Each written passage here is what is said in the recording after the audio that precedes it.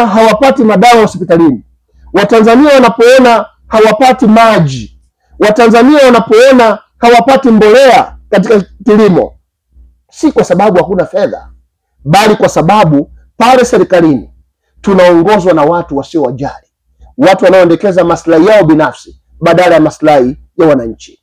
Katika hii miaka mitano hapa Simiyu na ukanda mzima wa Ziwa tumeona bei ya pamba ikizidi kuporomoka. Kwa nini?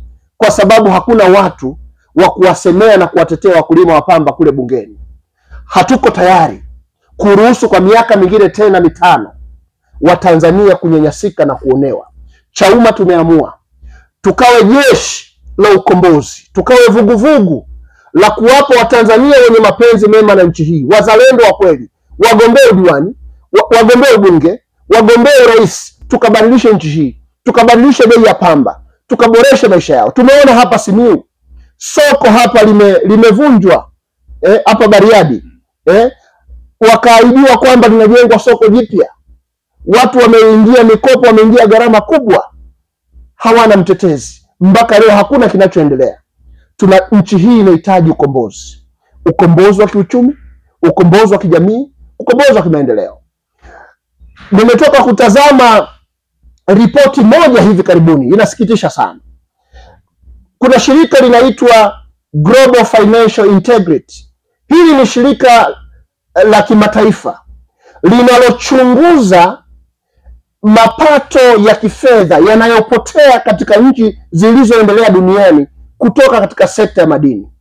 Ripoti iliyotolewa tarehe 30 mwezi Aprili mwaka huu na shirika la Global Financial Integrity inasema nchi ya Tanzania inapoteza shilingi bilioni 1.5 dola za Kimarekani kila mwaka, ambazo ni sawa na shilingi trilioni 4 za Kitanzania zinapotea kila mwaka katika mapato ya madini. Kwa nini? Kwa sababu serikali ya CCM inaingia mikataba mibovu, mafisadi ndani ya serikali ya CCM wanafanya utakatishaji wa fedha katika sekta ya mapato ya madini. Fedha za Watanzania zinapotea, trilioni 4 kila mwaka zinapotea. Shirika la Global Financial Integrity limetoa ripoti hiyo mpya hivi majuzi tu, tarehe 30 mwezi Aprili.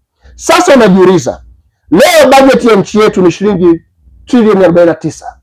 Unapopoteza trilioni 4 kila mwaka, tafsiri yake katika hii miaka mitano ya uongozi wa Rais Samia tumepoteza katika sekta ya madini shilingi trilioni 20, ambayo ni sawa na nusu ya bajeti tulionayo leo. Trilioni 4 tu sawa. Ukiamua uzipeleke kujenga zahanati, nimeona TAMISEMI wametoa viwango vya gharama kujenga zahanati. Zahanati moja inaweza kujengwa kwa shilingi milioni 358. Sasa ukichukua trilioni 4 za Kitanzania ukasema hizi naenda kujenga zahanati, utajenga zahanati 11,000. Na sera ya nchi hii inataka kila kijiji kiwe na nini? Kiwe na zahanati. Sasa tuna vijiji 12,000 katika nchi hii. Maana yake kama trilioni 4 ukiipeleka kujenga zahanati, na kwa zahanati chache zilizopo tunakuwa tumemaliza shida ya zahanati katika vijiji vyote nchi nzima ndani ya mwaka huu mmoja, kwa pesa hiyo ya Tanzania. Ukiamua trilioni 4 uipeleke kwenye kujenga vituo vikubwa vya afya vya ngazi ya kata, ambavyo ndio vinatoa huduma kubwa ya afya, kila kata katika nchi hii itapata vituo vikubwa vya afya 2, kwa sababu tuna kata 3,900. Trilioni 4 ukisema ukajenge vituo vya kata, kila kituo kimoja kinagharimu shilingi milioni 500 tu.